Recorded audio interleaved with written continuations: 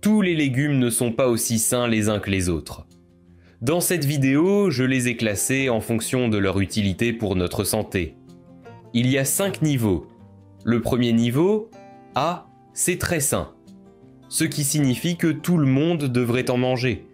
Le deuxième niveau, B, c'est bon, généralement utile.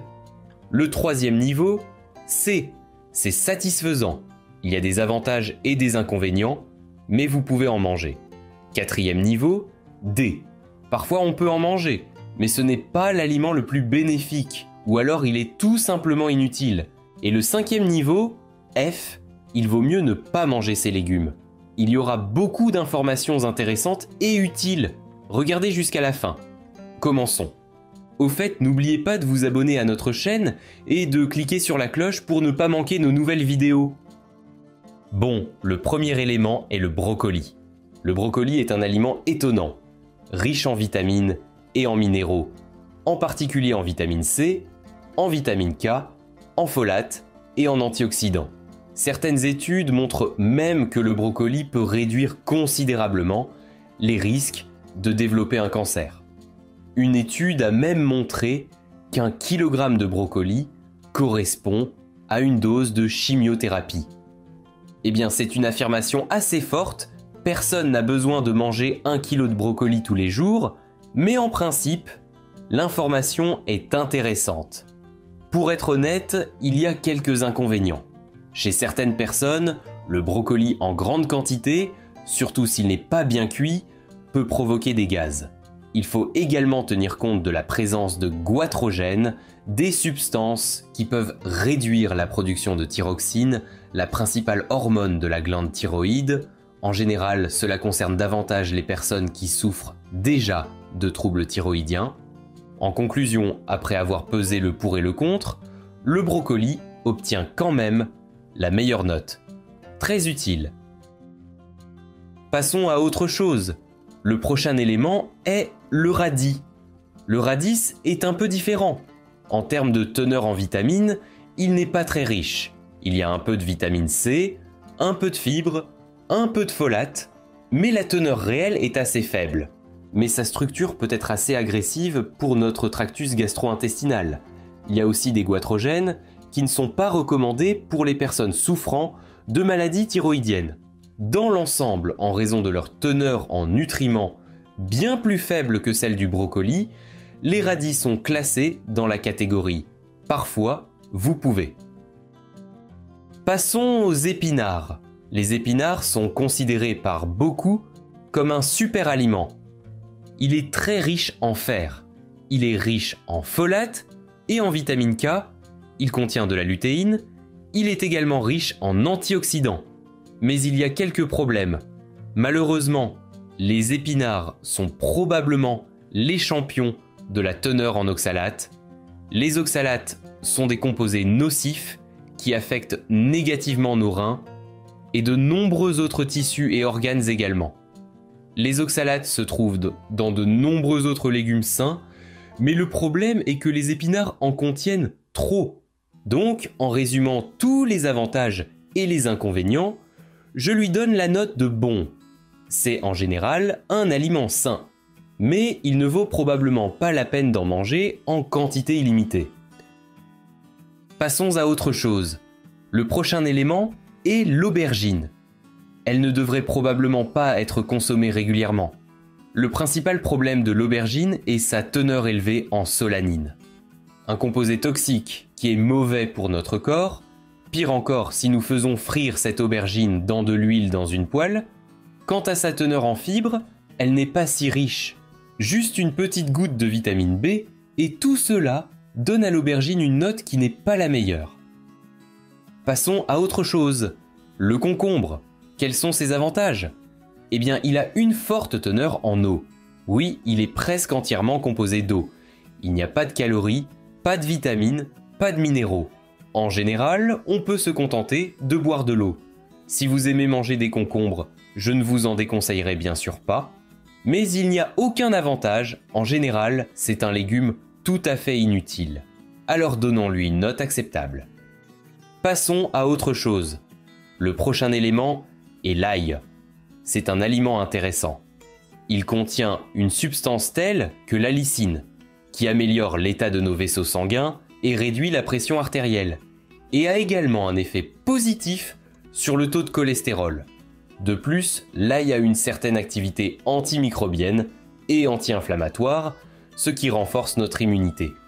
Et l'ail peut également réduire le risque de thrombose. Et en général, ce n'est pas un hasard si l'on fabrique des compléments, comme des extraits d'ail, car l'ail a généralement une très bonne réputation en termes de bienfaits. Il faut noter les inconvénients. Eh bien, la première chose que tout le monde a probablement déjà deviné est l'odeur. Tout le monde ne l'aime pas, certains la tolèrent normalement, d'autres non. De plus, elle est encore assez agressive pour notre tube digestif et peut provoquer une gêne. Eh bien, vous pouvez l'utiliser en cuisine. De cette façon, elle sera beaucoup plus facile à tolérer. En général, si l'on résume tous les avantages et les inconvénients, l'ail obtient le meilleur score. Très bénéfique. Passons maintenant à l'élément suivant, la tomate. Oui, je sais que la tomate est un fruit. Bien qu'il y ait des controverses à ce sujet, car la tomate présente également certains signes d'une baie, mais ne nous lançons pas dans des discussions botaniques. Après tout, nous ajoutons une tomate à une salade de légumes, alors considérons-la dans la catégorie des légumes. Le principal avantage de la tomate est probablement le lycopène. C'est un puissant antioxydant qui réduit le risque de maladies cardiovasculaires et qui est également très bénéfique pour la santé des hommes. En outre, la tomate contient de la vitamine C en quantité assez importante, ainsi que du potassium et des folates. D'un autre côté, ce n'est pas qu'il y en ait une quantité record, ce n'est pas qu'il y en ait beaucoup, mais il y en a quand même. Parmi les inconvénients, il y a une acidité élevée, qui peut causer de l'inconfort et une irritation de l'estomac. Les tomates ne sont pas recommandées pour les personnes ayant une acidité élevée. De plus, il est généralement recommandé d'exclure les tomates si une personne souffre de gouttes. Mais dans l'ensemble, compte tenu de tous les avantages et inconvénients, et le principal avantage étant toujours le lycopène, je donne à la tomate la note bien. Passons à autre chose. Le prochain élément est la pomme de terre. Oui, les pommes de terre contiennent une certaine quantité de vitamines. Par exemple, les vitamines B et C. Mais nous en consommons déjà pas mal. L'un des avantages des pommes de terre est qu'elles contiennent beaucoup de potassium, une substance très importante pour notre santé. Le potassium a un effet positif sur l'équilibre eau-sel et contribue à abaisser la tension artérielle, en particulier la tension artérielle systolique. Autre point positif, les pommes de terre sont également très efficaces pour procurer une sensation de satiété. Certaines études ont même été menées auprès de personnes ayant essayé différents aliments et évalué ceux qui les rassasiaient le plus. Les pommes de terre arrivaient en tête, c'est-à-dire que vous mangiez des pommes de terre et vous vous sentiez rassasié.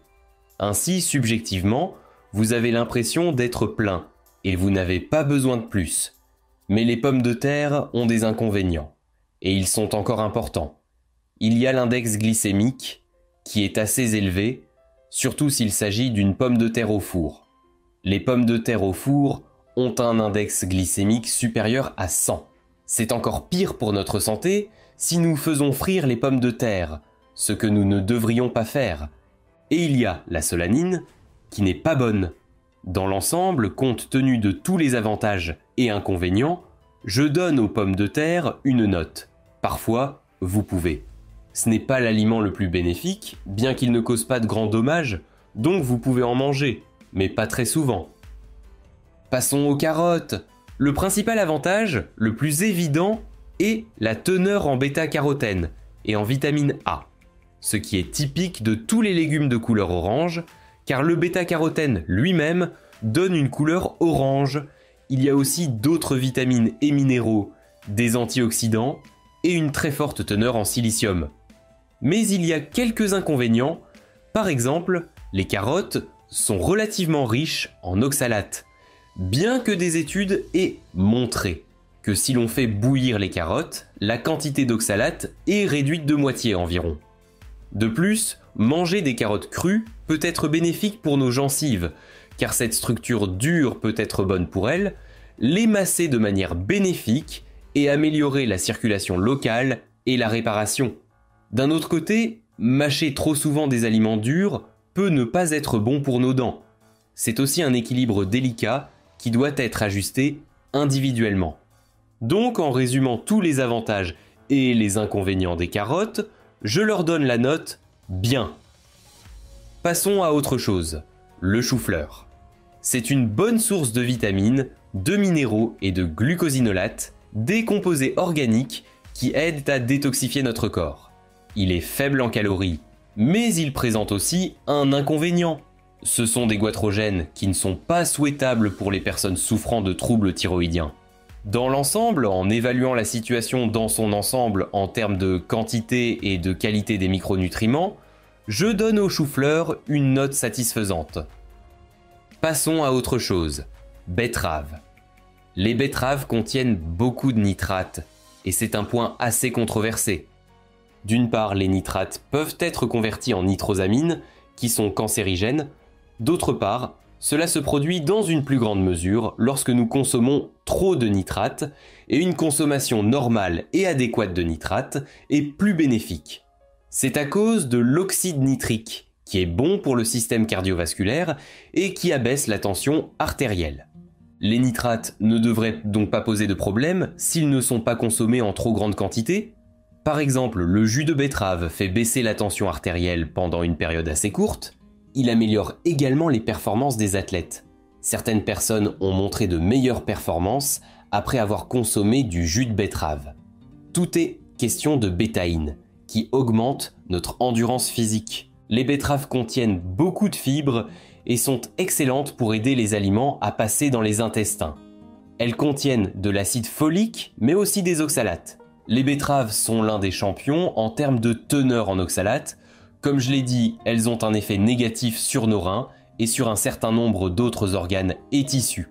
Les betteraves sont donc en général un aliment sain, mais tout dépend de la quantité. Si nous mangeons trop de betteraves, nous allons absorber trop de nitrates et trop d'oxalates. Et si nous en mangeons en petite quantité, nous ferons plus de bien à notre corps. Alors faisons comme ça, je lui donne une note. Parfois on peut, mais pas parce que c'est un aliment nocif, mais parce que pour avoir plus de bienfaits que de mal, il faut manger les betteraves un peu à la fois, pas plus de 50 grammes par jour. Au fait, quel est ton légume préféré ? Écris dans les commentaires ce que tu manges le plus souvent et ce que tu recommanderais. Partage ton opinion, ce sera intéressant. Et maintenant, je te recommande vivement de regarder d'autres vidéos sur ma chaîne. Le lien vers la vidéo que tu viens de voir sur ton écran, n'hésite pas à la regarder, il y a des informations très intéressantes. Si tu as aimé cette vidéo, clique sur le bouton « J'aime » et abonne-toi à ma chaîne et à bientôt pour d'autres vidéos.